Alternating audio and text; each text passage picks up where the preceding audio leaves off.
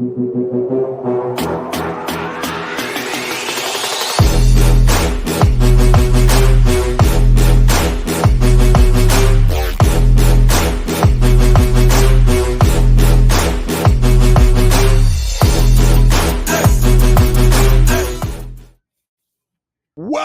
to the King and Chapman Show.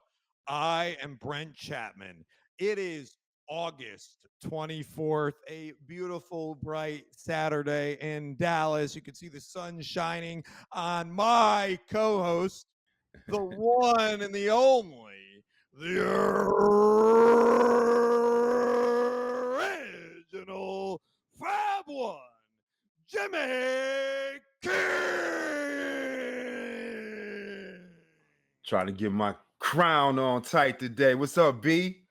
What's going on, my brother? How you doing this lovely Saturday afternoon? Yes, I went high in the last show. I went in this really grinding out the voice. Yeah, no, I love it. I love it. I love it. Like I said, every time, every intro is very special. It's different every single time. I love it, B.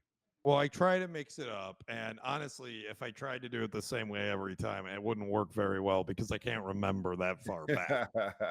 I love the creativity, baby. Jimmy, I was reading this thing about the other day that Dennis Rodman, yes. I don't know if our younger generation knows who Dennis Rodman is, but our older generation definitely does. So Dennis Rodman was commenting on the age-old who's the GOAT, LeBron or MJ, right? And Dennis Rodman had a very interesting take. I'd love to get your input on this, Jimmy. He said LeBron shouldn't be anywhere in the conversation.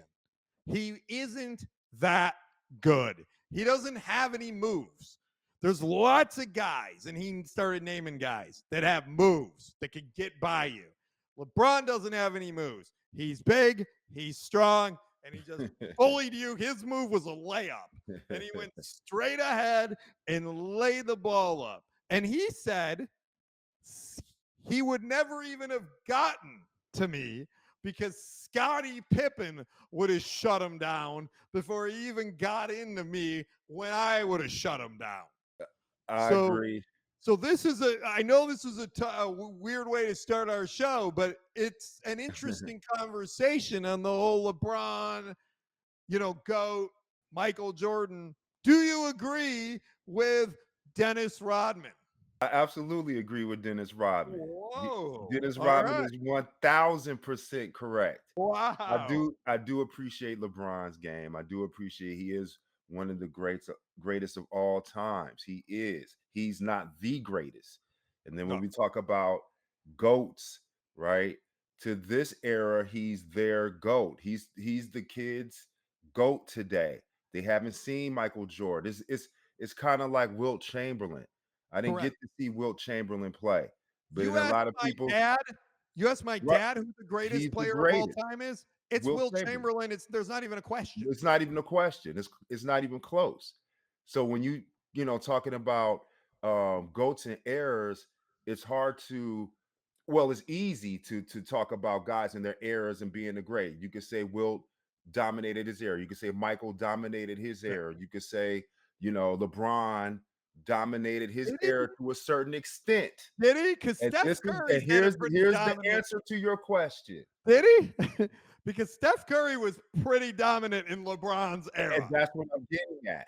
He necessarily didn't dominate his era. So when we're talking about the greats of all time, you still and I wonder this. I bring this up to people to ask this question to me. If Kobe was still around, would LeBron be considered or be compared to even Jordan? No. There you go. So he's not the GOAT. Because when I hear this debate, who's the greatest, LeBron or Michael, and then it's like, all right, so LeBron's number 2. No, he's not. He's not number 2. Kobe's number 2. Like, did we forget? Like, LeBron is not top. Before we even go, before we do this Mount Rushmore or top 10, I'm gonna just cut to the chase off top. So you can at me, everybody can at me. And I'll run the list down for you. He ain't even top 15. Okay. I don't. That wasn't a topic on today's show, Jimmy, but it is a great topic that will always come up as we're talking about the greatest players in any sport. We can do that with quarterback at football. You know, you got guys 25 years ago in the 80s that are going to say Joe Montana. It's not even a question. You turn around and you look at Tom Brady. I mean, I was more in the Peyton Manning.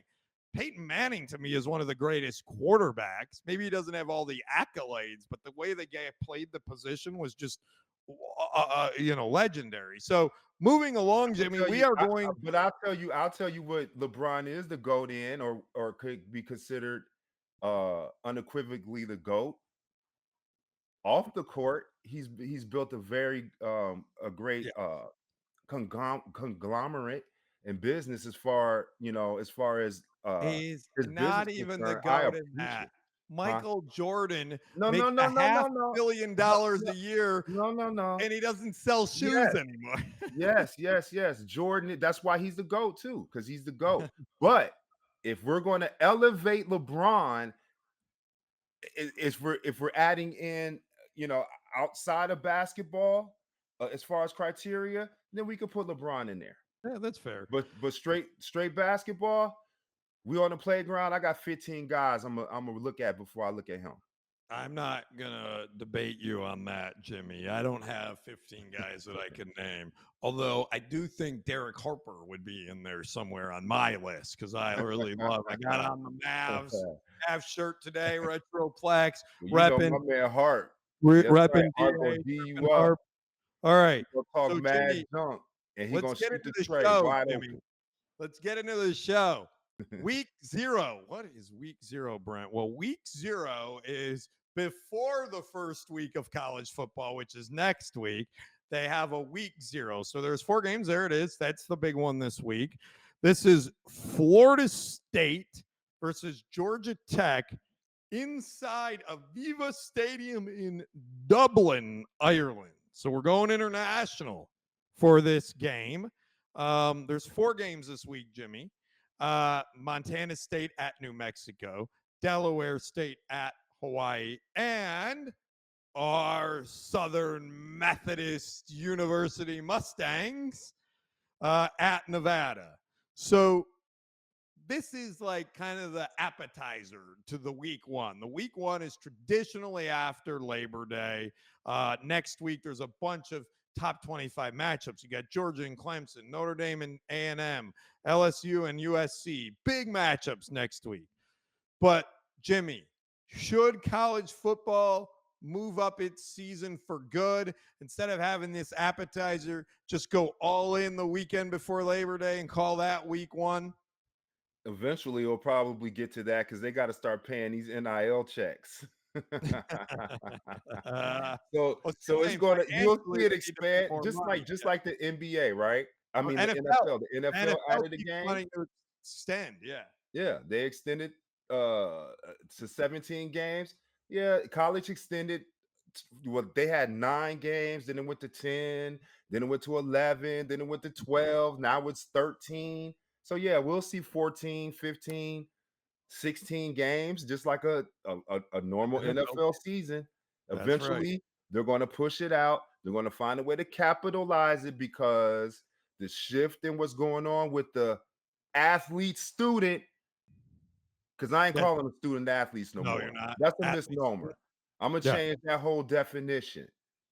Jimmy King of the Fab Five, who who when he first walked on campus and his coach told him, I know what I told your parents, but you're here to do one thing, and that's to play basketball. And Oh, that was that's the first day of practice. So I know what these guys are getting told, and I know how we go. So at the end of the day, yeah, they're going to find a way to usurp these kids and use these kids to make a buck. Yes, they are. So, Jimmy, I believe it will get moved up. Now, the NCAA or college football is traditionally slow at making any changes, but I don't think they'll be too slow on this. I give it a year or two, and the whole season will move up to this weekend before Labor Day. Here's why.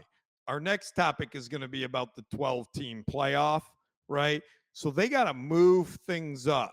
So Mm-hmm. they got to move the championship game Mm-hmm. from the first weekend in December to Thanksgiving week, right? They got to Mm-hmm. move up the conference games from Thanksgiving week to the week before. They got to make space Mm-hmm. for these games and give the kids some rest for these first round games in the college football playoffs. So I think that'll happen sooner than you think to accommodate for this college football playoff, which is we're going to roll right into the next topic. So, Jimmy, this is it. Finally, since I was 10 years old, I always said, Always. why isn't there a playoff? Like there's Right? playoffs in the NFL, Like there's a playoffs in football basketball, football there's a March March Madness or Madness football tournament. madness. Yeah. There's a March Madness. It's the greatest thing of all is March Madness. Why is there not a college football play? And it took, dude, I was literally in elementary school when I was asking that question in the mid 80s. It is now 2024, If it 40 don't broke, years don't later. fix it. If it don't broke, if 40, it ain't broke, don't fix it. They're no, making money hand over fist. Now they're finding 40 years later, if somebody would have said, Brent, somebody would have told 8-year-old Brent, you're going to be 45, Brent, before we have a playoff. I would have been like, why? You're right, crazy. It'll be like next year. right. Yeah. No, it took that long. So this is it, Jimmy. And we don't even have like a real playoff. We have a 12-team playoff in a sport with 134 teams, 12 teams. So in the 10 years of the 4-team playoff, which is what we had before this, just 15 teams, only 15 different teams in the history of the 4-team playoff. And 6 teams got multiple. So it was Alabama, Clemson, Ohio State, Oklahoma, Georgia, and Michigan. They just kept repeatedly going, right? So now this year we have 12 teams. So that's the exciting part, Jimmy, is we are going to get more teams that other teams listen to these media days this year. They're actually talking about like, hey, I can lose a couple games if I'm in the SEC and still make the playoff. So that's exciting. And here's the other thing for a team like Michigan, who has a new quarterback and a new coaching staff, early season could be a little bumpy. What if you drop one? What And if you new additions to the conference. yeah, You got Oregon, Washington, USC? USC, UCLA. What if you drop a game or two early? You know, in the past, you'd be out. Well, not anymore. Michigan rollers back late in the season, pulls it together. They have a shot to repeat. So I think it's a good thing. What do you say, Jimmy? Do you like the 12-team playoff extension? Is middle school Brent right 40 years ago? Middle school Brent is right. I would have been passing you notes in class. Like we finally got it. We Cause got it. definitely, cause definitely, I, being a fan of sports and being a basketball fan and comparing the sports, it always made sense to me. Why wouldn't you put the best teams in a end of the season tournament Exactly. predicated on their record and their strength of schedule and such and so forth and what goes into uh you know the criteria. And I just think it's fair. I mean, it's highly competitive.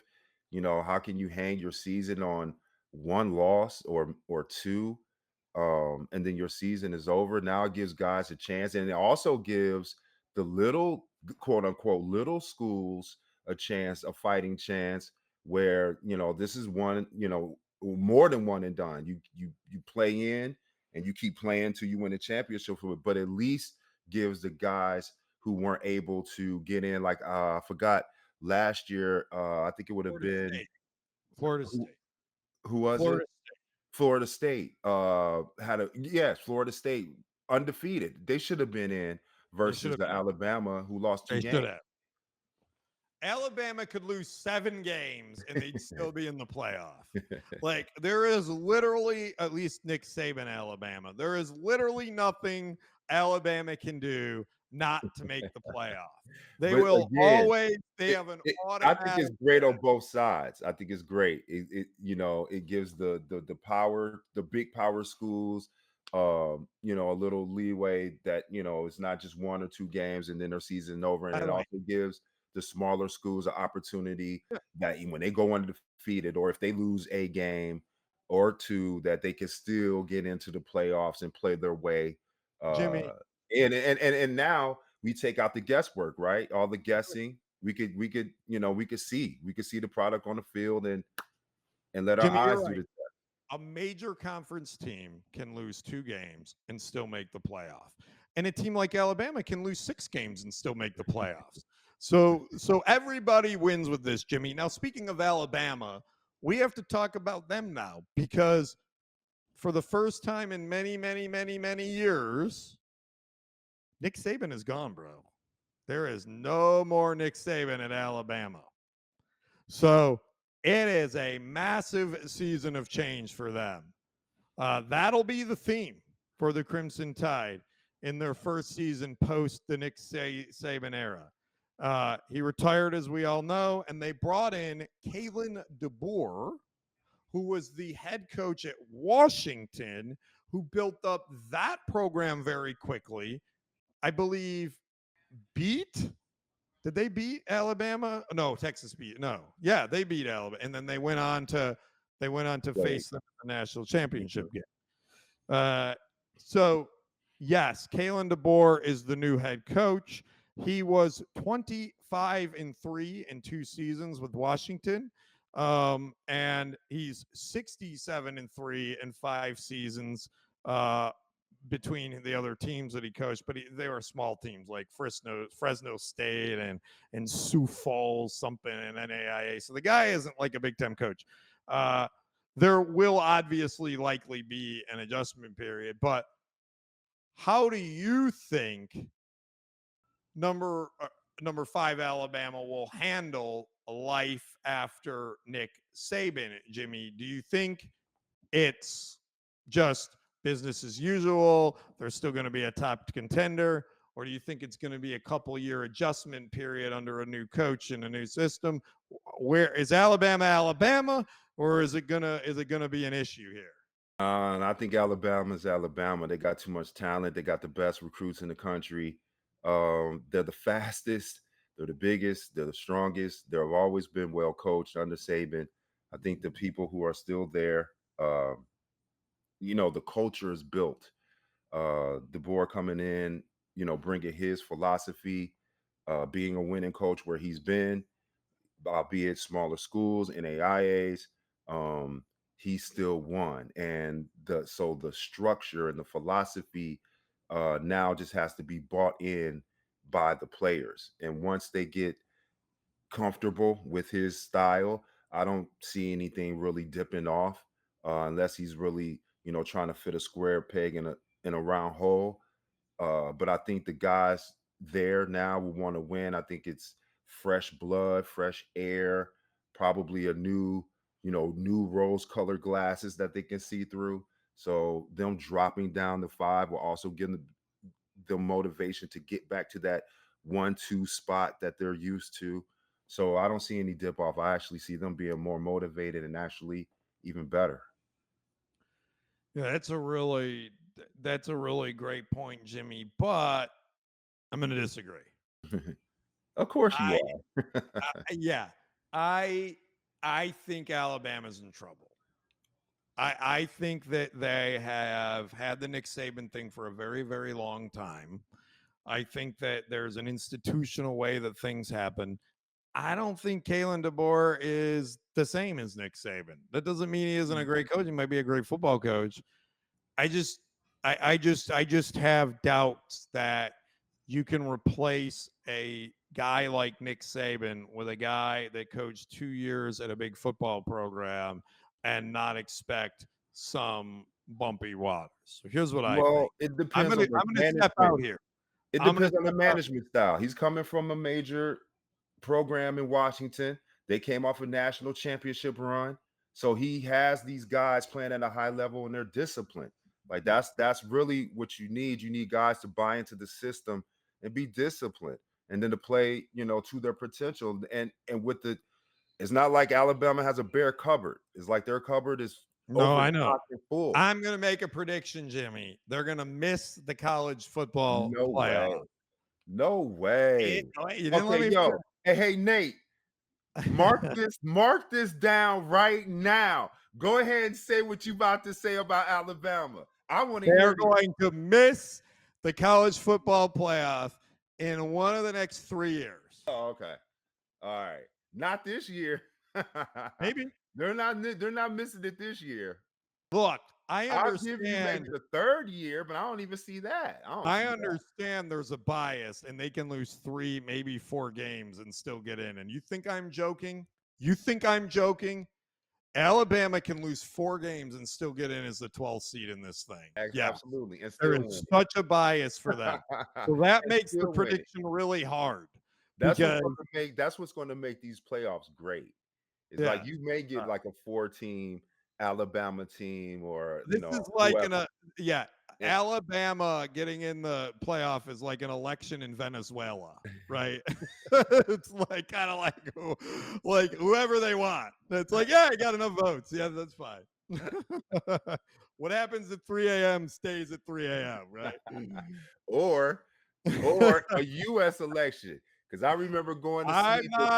Jimmy, I remember going to sleep as George Bush wasn't the president, woke up the next day and he was the president. I remember that too. Yeah, that's right. And we had something similar happen in 2020. So I'm apolitical on this show, Jimmy. And so we could talk about Venezuela elections, but we're not talking about the US Venezuela. I was a resident for Venezuela twice. Jimmy, I got to say this. I'm talking about the GOAT, Michael Jordan. There is one piece of advice that Michael Jordan, and I say this all the time, gave about talking about politics. I don't talk about politics on a show like this? The same thing Michael Jordan said. I don't get involved in politics. You want to know why? Because Republicans and Democrats both buy sneakers. That's it. Because I don't care. And I don't want to alienate my audience over something. It doesn't make sense. We have a fun time on this show. And we get better the more we learn about each other. We can't that's right. distance or shut off. We have to have a dialogue. These things are way too divisive. Way too divisive. We need to be able to have conversation and not just go, you're wrong. I hate you. Delete you on Facebook. And that's the part of it, the art of dialogue and conversation. Like even in the debates of the presidency debates, I'm so disappointed in watching like nothing. It's like, what are we really paying? What are we doing? Half of our subscribers, Jimmy, if we become a political show. This is half. Whoop, right down the middle. So that's it. So we're going to go on to Michigan. We're still singing Hail to the Victor from our last show, Jimmy. Let's go. So, Jimmy, Harbaugh's done. We talked about on the last show. McCarthy's, at home now because he got injured. But they got a new coach, the OC, and I think he won like 4 games anyways because Harbaugh kept getting suspended. Sharon Moore, very qualified. You and I both have lots of friends around the program, and we've heard lots of great things about him, and I think everyone's really excited. And they have a new quarterback, Alex Orji, who is, highly recruited as well to replace McCarthy. The offensive line, that seems to be a theme of ours on this show lately, Jimmy, does not have one returning starter after 6, not 5, 6 went to NFL teams last year. So, dude, you have 5 on a starting line. 6 guys are in the NFL from that team. 6. It's crazy. So, and after playing a soft schedule in recent years, the 9th-ranked Wolverines have games against number 2 Ohio State, number 3 Oregon, number 4 Texas, and number 23 USC. Jimmy, will Michigan repeat is national champion. Jimmy, this is a yes or no question. Yes. All And right. Orgy is going to take them. You know why? You know why? Because everybody, for the reasons you just said, new head coach, new quarterback, new offensive line. There's no way Michigan should be back in the national championship conversation, but because we are the great University of Michigan That's right. maize and blue That's leaders right. of the West, That's right. right? The Harvard of the Midwest. Well, Michigan is actually the Harvard of the East. So I So think with the that tough being game. said, we step into we listen. It's just like when we walked on campus, right? Michigan won the national championship in 89. In 90, they didn't even make the tournament. So the pressure was on us to come in and make a difference. It don't matter. We didn't have 5 returning All-Americans. We had to step in and represent. And what happened? We went to the national championship. So I expect that from my Michigan Wolverine football players. All right. So, Jimmy, they're at Texas, they're at USC, they're at home against Ohio State, and they're at Oregon. That's not good. No, it's not. It's not. But what I do That's love not good. about this, and this is what I love about, like, when you sign up to go to Michigan or go to a That's not D1 good. school, you go to Texas, Oregon, Kansas, Georgetown, I'm just basketball schools. But football, particularly, this is what you sign up for. It's the best every week, one game at a time. That's how we got to take it. My mother gave me the best advice ever. She told me I could eat an elephant. I said, how do you do that? She One said, bite one at a bite time. at a time. That's right. Yeah, that makes sense. Actually, I have that wrong, Jimmy. USC is at Michigan, Oregon is at Michigan, and Michigan's at Ohio State. So they have Oregon and USC at home, which is At good because home, they don't have to that's travel great. west. Yes. That's good. They don't have to travel west, and then they have Mhm. to go to Texas, and they have to go to Ohio State. So Hey, they that's part of it. We split get them. one of those. I'll take the Ohio State at state. Let's squeeze one out in 4 in Texas. a We could go row. down there. You know 4 what? in a The, the row. the the the first game at Texas, we don't Ryan win. We're gonna Day. win that. Ryan Day, if he loses 4 in a row and the fourth being at Ohio State, is not going to make it out of the stadium without his head being on a pin down. I mean, I don't. I mean, that That's all guy, right. We've gotten that plenty guy of better Ohio State have, coaches that fired guy better before. call Elon Musk and have a spaceship ready to go because he ain't making it out of that stadium. He better have armed security and a spaceship. He's got Ryan Day, if he loses that game against Michigan, is going to be the first human being to colonize Mars. He is going to be, he's going to set a new record. He's going to be gone. Trust me. We're gonna send them to the Cleveland Browns so he can help them raise some money to get a new stadium. That's right. All right, Jimmy. I know you love the round mound of rebound. The Chuckster. We love the Chuckster on this show. Nate, I got to give you my picture with Chuck. I'm sure Jimmy's got some pictures with Chuck for you to throw up there. But now we got a random picture with Chuck today to put up there. But big surprise, Jimmy. We reported not that long ago that Charles Barkley is going to retire. And you and I asked the question, would Charles Barkley stay retired? Guess what? He's unretired.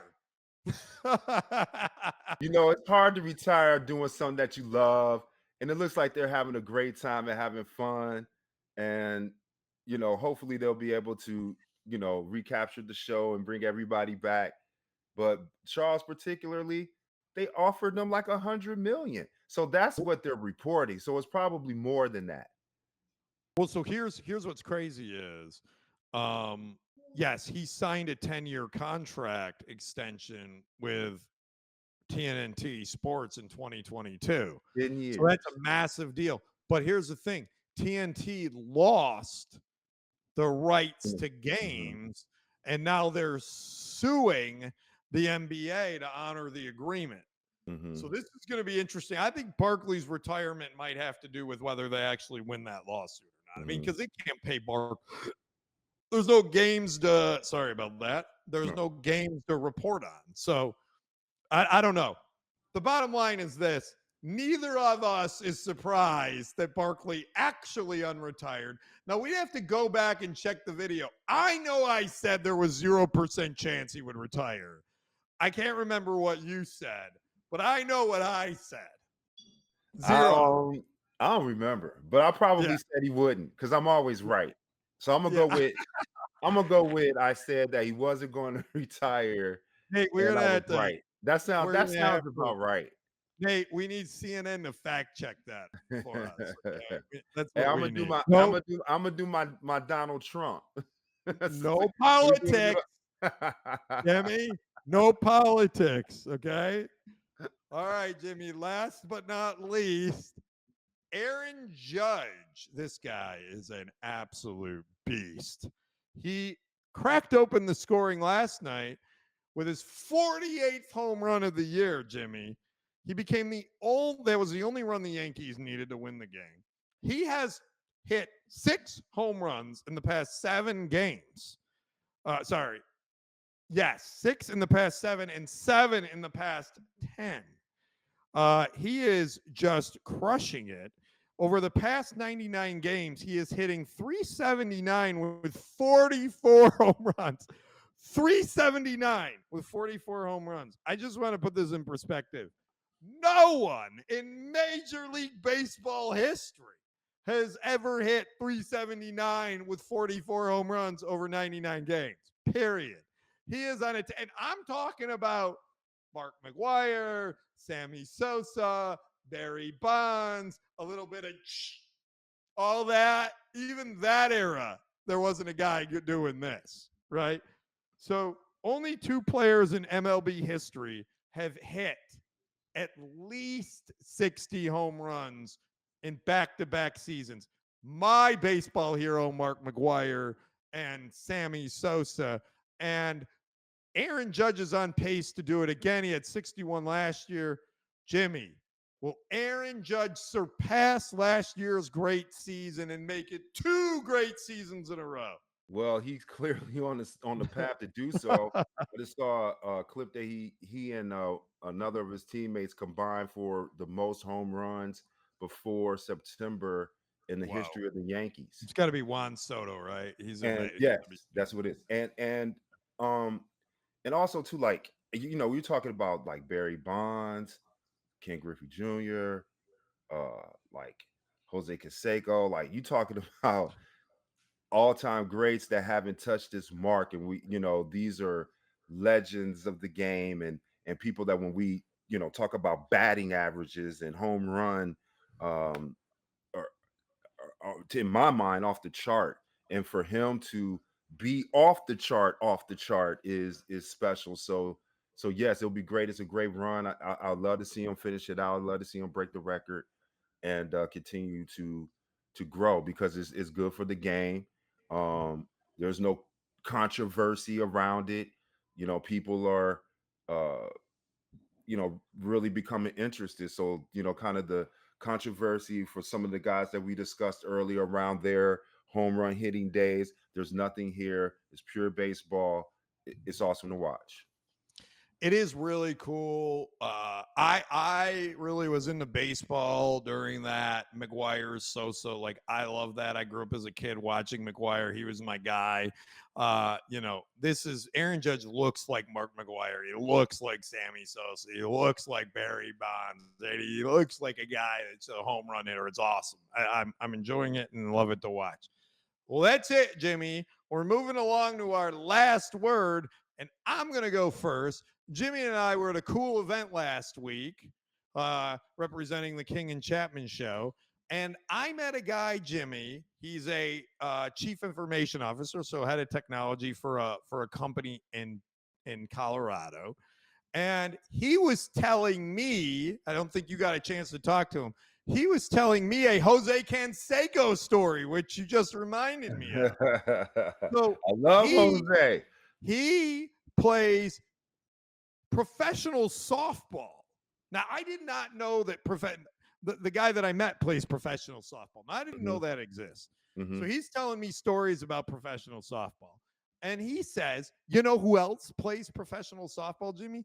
Who? Jose Canseco plays That should be professional illegal. softball.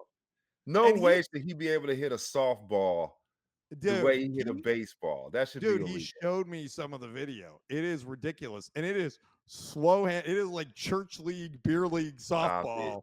That ball is coming in 800 feet home runs. What rushing it. So the guy told me this story with Jose. You had a great story with Jose. He told me a great story with Jose. He said, so he played against Jose Canseco, and Jose Canseco every time goes, hits the home run, does his little dance that he used to do when he, a little hop skip.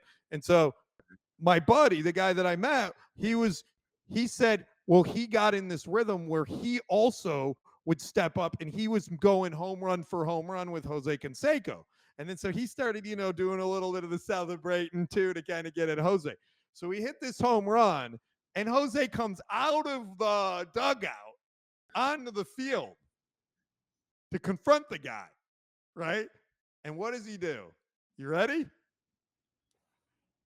He gives him the best, brother. Oh, he gave him love. And he's like, I'm a bass, brother. No, I'm a bass. When you did this, I was like, you punched him in the eye? No, he gave him the bass, brother, baby. That's awesome. That's awesome. That's awesome. No. Jose is a great guy. He's a great sport. He loves the game. And you know how I know that, Jimmy? Do you know he made that guy's he made that guy's stories forever, right? Absolutely. Yeah. Definitely. You're a guy playing professional softball. You're not a professional athlete.